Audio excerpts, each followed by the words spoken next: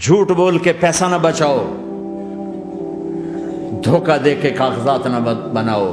یہاں کی لڑکیوں سے اس لیے شادی کرنا کہ میرے کاغذات بن جائیں، اللہ کے واسطے ایسی ذلت کے کام نہ کرو۔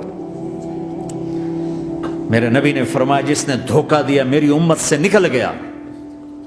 نماز چھوڑنے پر کہا اس نے کفر کیا، جس نے نماز چھوڑی کفر کیا، اور جس نے دھوکہ دیا میری امت سے نکل گیا۔ من غش فلیس منا، جھوٹ نہ بولو،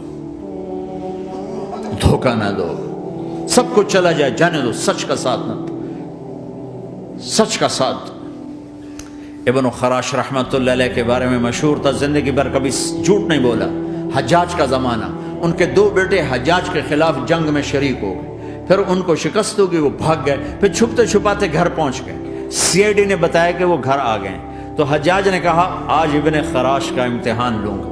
ان کو بلا لیا، کہنے لگا ابن خراش، وہ تیرے دو بیٹے ہمارے خلاف جنگ میں شریک ہوئے تھے، وہ پہ بھاگ گئے تھے، ان کی کوئی خبر ہے کہاں ہے؟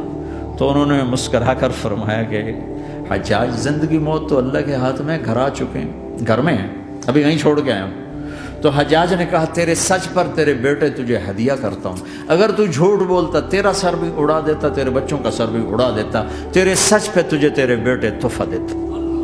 مسلمان جھوٹ نہیں بولتا۔ چند پاؤنڈ کی خاطر تم کاغذات میں ہیرا پھیری کرو، ڈرو اس دن سے جس دن اللہ کے سامنے کھڑا ہونا ہے۔